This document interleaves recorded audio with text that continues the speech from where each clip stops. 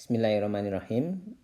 Kita melanjutkan pembahasan tentang sistematika, tentang bagian-bagian di artikel ilmiah. Sekarang kita akan membahas bagian pendahuluan, yang referensi utamanya diambilkan dari template laporan tugas akhir Fakultas Informatika.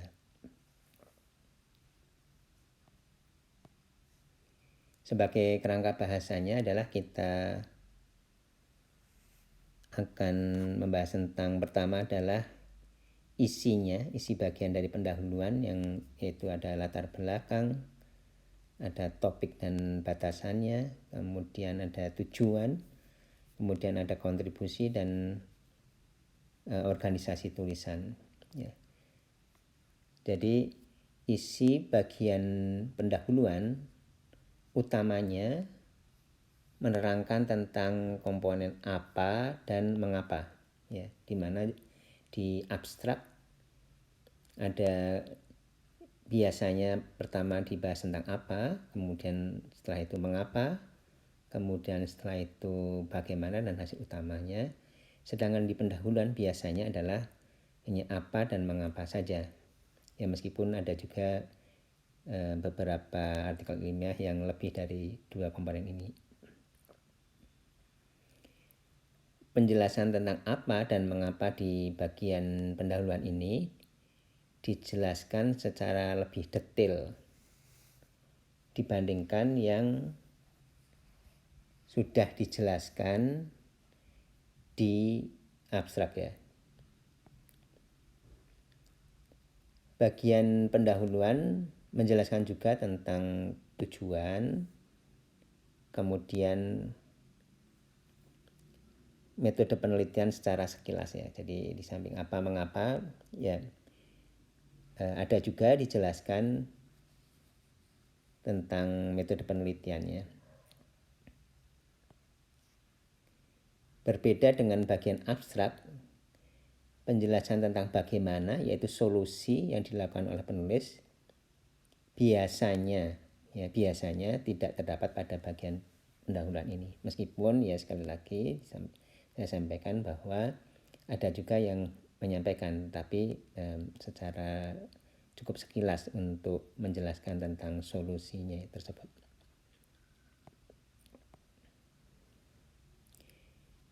Ya, umumnya bagian pendahuluan itu hanya satu bagian, yaitu satu section, kemudian tidak dibagi-bagi lagi menjadi subsection. Jadi misalkan tidak ada 1.1, 1.2, itu biasanya tidak ada.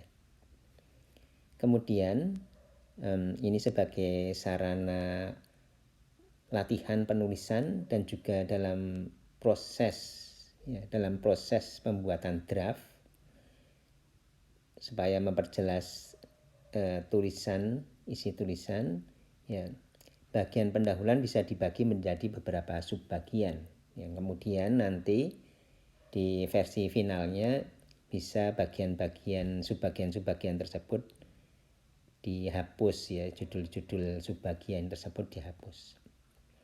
Pembagian subbagian misalnya, ini salah satu contoh yang populer tentang pembagian-pembagian yang ada di pendahuluan, ya, kemudian kita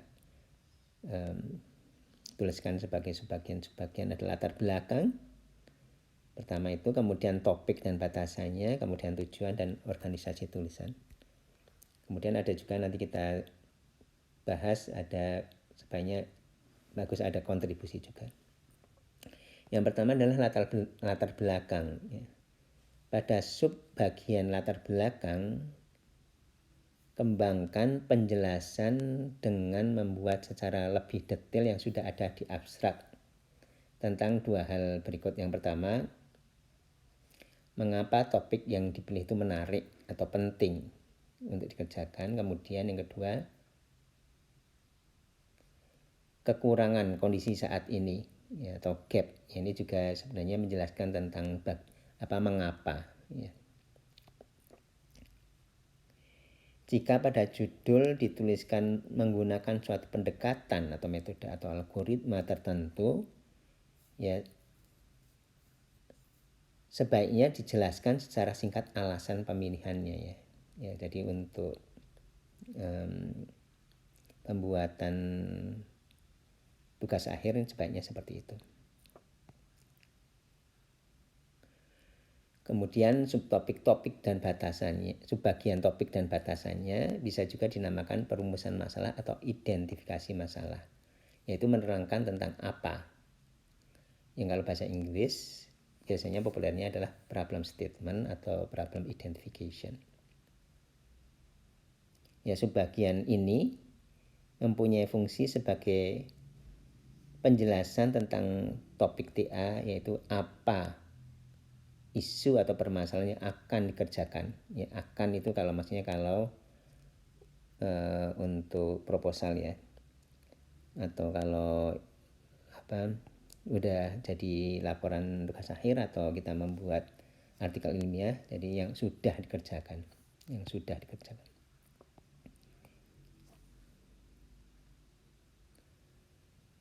Untuk lebih memperjelas bisa juga disampaikan definisi atau pengertian ya.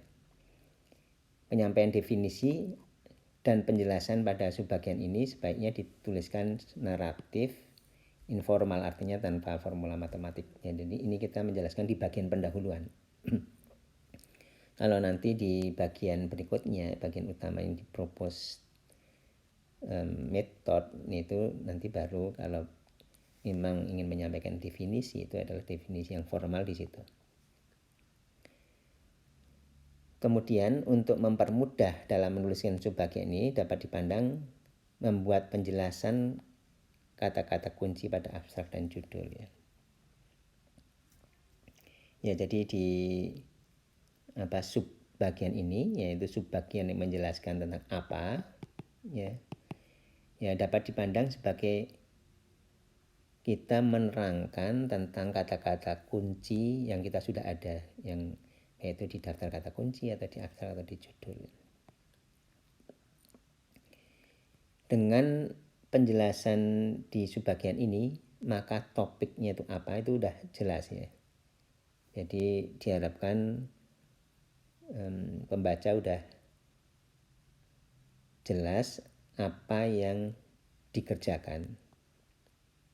Ya, jadi kalau digambarkan dalam sebuah algoritma, subbagian ini dapat dikatakan menjelaskan tentang input dan output dari algoritma tersebut. Ini contohnya misalkan, nah ini menjelaskan tentang apa di sini. Misalkan tentang ini apa TSC learning itu apa? Ini adalah yang input dan outputnya seperti ini. Nah, ini adalah menjelaskan tentang bagaimana. Ya, ini adalah bagaimana ya. Ini bagaimana. Ini menjelaskan tentang apa. Ini secara analoginya adalah seperti itu. Oleh karena itu sangat dianjurkan untuk menerangkan input dan outputnya itu apa.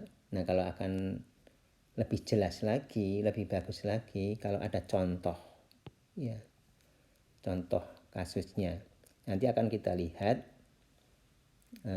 untuk di sebuah artikel ilmiah, di sebuah publikasi yang kredibel, nanti kita lihat bagaimana itu dibuat ya.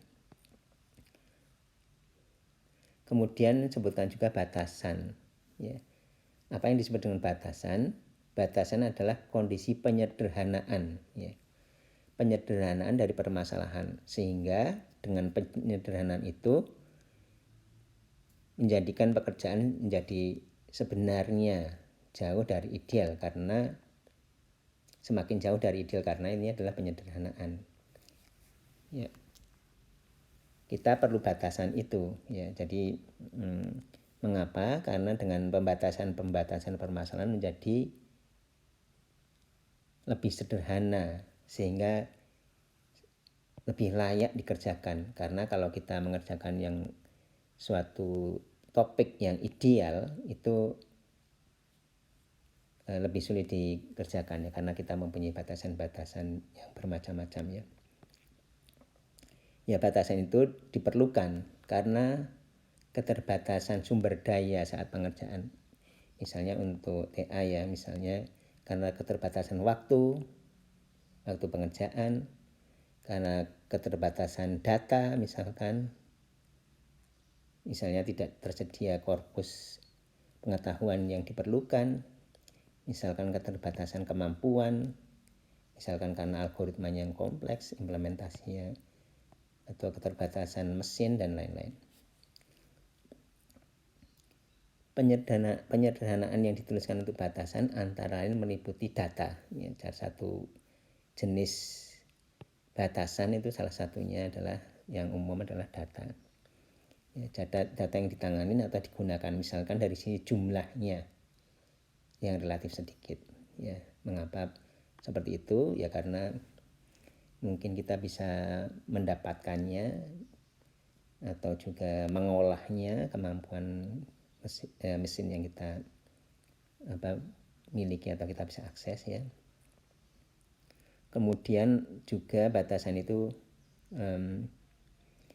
misalnya ada beberapa subproses ya, kemudian salah satu subprosesnya dikerjakan secara manual ya, yang idealnya secara otomatis, tapi karena ada batasannya, kendalanya ya, kita tidak bisa membuat semua subproses itu manual secara otomatis semua. Tetapi kalau misalnya kita ingin mengerjakan suatu sistem yang ada subproses yang tidak bisa otomatis, ya kita kerjakan secara manual ya.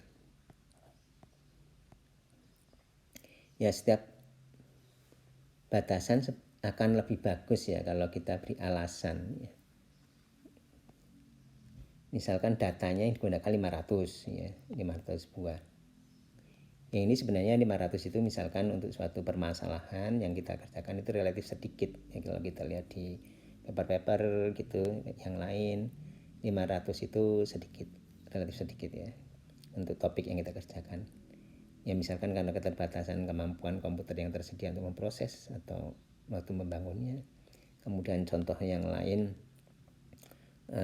misalnya kita melakukan secara manual karena misalkan belum ada proses otomatisnya ya, misalkan contohnya seperti itu. Namun kita perlu tahu juga bahwa kita tidak bisa menuliskan semuanya dalam batasan masalahnya. Contoh batasan yang sebenarnya tidak perlu ya, kalau misalkan sudah ada di judul, udah tercerminkan pada judul ya, misalkan contohnya di judul itu ada dituliskan kesamaan semantik antar kata, jadi di judul itu udah ada seperti itu, maka kita tidak perlu lagi membuat batasan misalkan seperti ini, yang dihitung adalah kesamaan antar kata ya, kan udah di judul udah disebutkan, sehingga tidak perlu lagi dituliskan. Kemudian pemilihan data tertentu ya, kalau kita menggunakan data tertentu eksperimen ya, sebaiknya tidak perlu kita masukkan dalam batasan masalah kalau kecuali data tersebut adalah dianggap sederhana. Jadi tidak perlu kita disebutkan bahwa data set misalkan ini contohnya diambilkan dari situs web tertentu. Ini biasanya tidak perlu dituliskan di batasan masalah. Tetapi informasi tersebut yaitu bahwa dataset itu diambil dari situs web tertentu, misalkan dituliskan misalnya dalam kalau di proposal, ini di proposal ya, di proposal TAIF itu ada bab 3 perancangan sistem, dituliskan di situ. Atau di bagian evaluasi atau eksperimen yang akan kita bahas, atau di bagian propose method itu juga artinya nanti dituliskan ya bahwa data itu diambil dari tempat tertentu tapi tidak dianggap atau tidak ditulis sebagai batasan. Contoh lain batasan masalah yang tidak tepat, misalkan dikatakan bahwa pembuatannya itu menggunakan NetBeans misalkan, itu tidak tepat ya. Karena tidak tepat kalau misalkan nanti dibuat saran seperti sistem menggunakan bantuan NetBeans ya. Jadi salah satu ciri dari batasan yang bisa dipakai adalah biasanya bisa digunakan pada saran ya, atau future work ya, atau future work. Jadi ini adalah salah satu yang biasanya ada kaitannya antara batasan dengan saran atau future work ya. Jadi di batasannya bagaimana, kemudian nanti sarannya adalah memperlonggar lagi ya. Jadi dengan adanya saran tersebut ya, di saran yang kita tuliskan di bagian akhir artikel yang kita buat ya, ada saran yang bisa digunakan untuk melonggarkan batasan tersebut atau meniadakan batasan tersebut. Ini jadi ada hubungan antara batasan dengan saran. Kemudian berikutnya adalah tujuan. Ya, di dalam bagian pendahuluan ada kita tuliskan tujuan, apa yang akan kita hasilkan, misalkan sistem atau dataset, dan kondisi apa yang hendak dicapai. Yang tujuan itu bisa juga sebenarnya berupa pertanyaan atau research question yang hendak dicari jawabannya. Namun untuk tugas akhir biasanya disarankan ya menggunakan tujuan bukan research question. Dan juga sebisa mungkin dituliskan kondisi yang hendak dicapai dan itu terukur ya. Artinya bisa diukur dengan metrik evaluasi yang ditetapkan, misalkan nanti misalkan akurasi atau apa ya. Di sini akurasi misalkan, atau besarnya dataset yang hendak dihasilkan kalau itu adalah pembangunan dataset misalkan seperti itu. Kemudian penulisan tujuan itu bisa poin ya, tapi akan lebih bagus kalau diupayakan dalam bentuk narasi ya, bukan berupa poin-poin.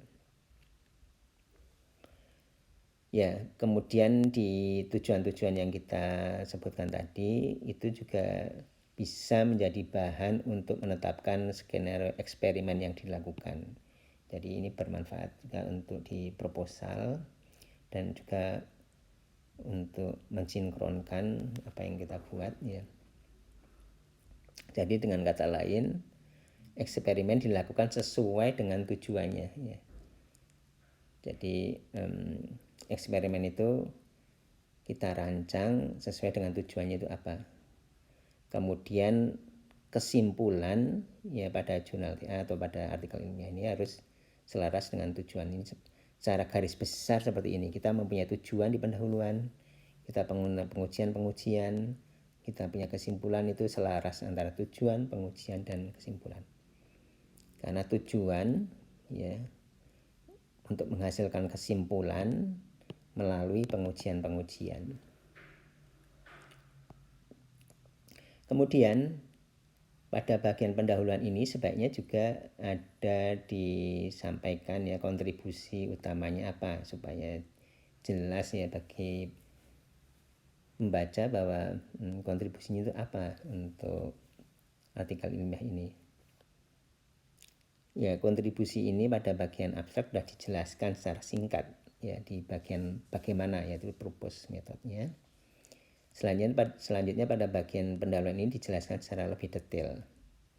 Ya, sebagai catatan yang disebut kontribusi itu biasanya ya untuk level S1, level sarjana itu tidak dituntut suatu novelty, suatu kebaruan. Ya, jadi kontribusi itu bisa berupa misalkan analisisnya ya, atau kontribusi itu bisa misalkan suatu implementasi yang ada kemudian dianalisis ya. Ya, jadi di level sarjana itu adalah bagaimana mengimplementasikannya, kontribusinya. Mengimplementasi dengan baik ya, dan kemudian menganalisisnya dengan lengkap ya. Oleh karena itu ya tentunya diperlukan pemahaman konsep dan juga permasalahannya dengan baik. Kemudian di akhir dari pendahuluan ada subbagian organisasi tulisan ya, yang menjelaskan bagian-bagian ya, setelah bagian pendahuluan ya. Pada jurnal TA disertai penjelasan sangat singkat ya. Jadi pada jurnal TA atau pada artikel ilmiah secara umum, ini contoh bagian pendahuluan. Ini untuk tulisan ini ya, yaitu diambilkan dari konferensi proceeding konferensi internasional Knowledge Discovery and Data Mining tahun 2020. Di situ ada 3 paragraf ya, kita lihat. Di sini ada 3 paragraf. Ini ada kita lihat ya. Ini ada yang pertama, kemudian yang kedua,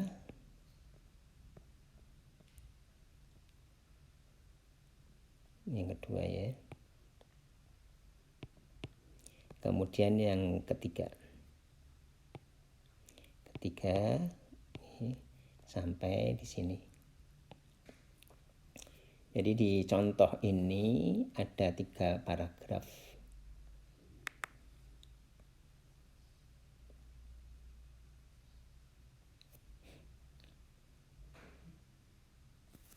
Ya, kita lihat.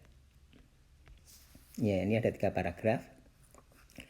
Di mana untuk paragraf pertama ya, kita lihat ya, ada paragraf pertama itu menguraikan latar belakang dan apa topiknya. Kemudian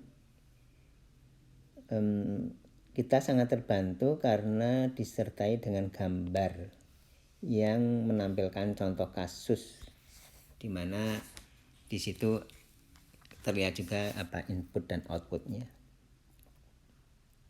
Ya, kita lihat di sini. Nah, ini adalah bagian pertama yang menjelaskan tentang tentang latar belakang, tentang apa topiknya. Kemudian di situ ada dijelaskan menggunakan contoh kasus, menggunakan gambar ya. Gambar 1 ya. Jadi ada ilustrasi contoh gambar 1. Kita lihat gambar 1 itu seperti ini. Ya. Ini adalah menjelaskan tentang apa permasalahan atau apa topiknya dengan contoh kasus. Ada produk 1, produk 2 ya. Kemudian ada disebutkan di sini ada inputnya dan outputnya. Ya, seperti itu. Jadi dengan ilustrasi seperti ini akan membantu pembaca untuk lebih mudah memahami, lebih cepat memahami artikel ini. Kemudian yang kedua, paragraf kedua menjelaskan mengapa ya. Mengapa topik ini menarik.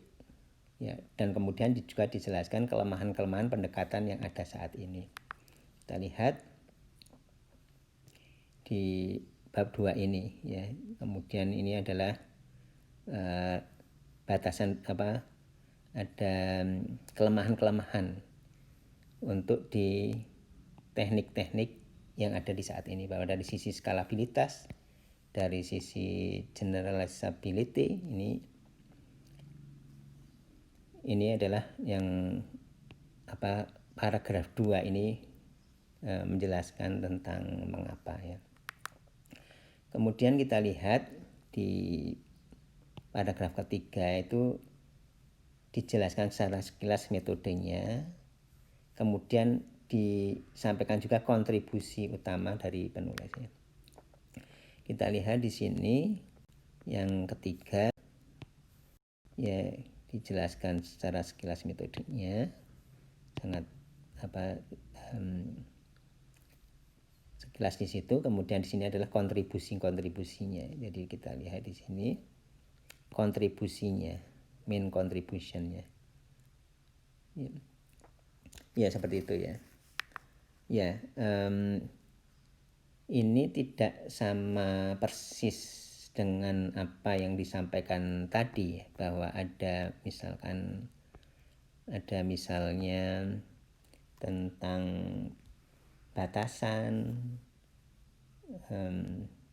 kemudian tujuan secara eksplisit ya.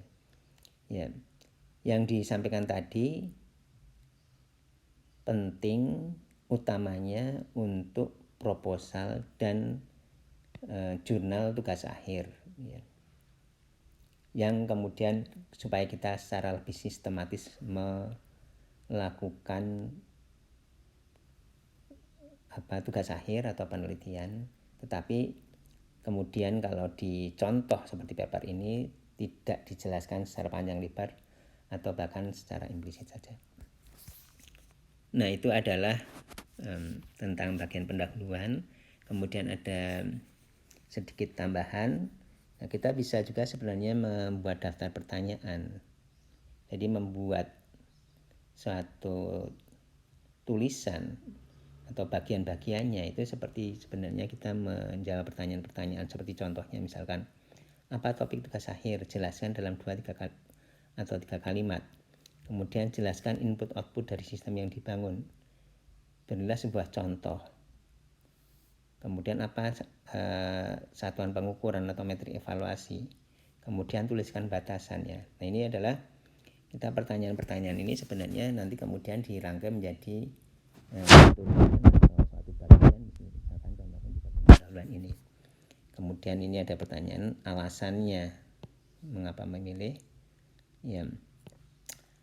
Ya, kemudian apa yang akan dihasilkan, kemudian ada lebih detailnya apakah sistem atau data atau analisis gitu misalkan, kemudian kontribusinya ya. Yang saya kira seperti itu untuk bagian pendahuluan.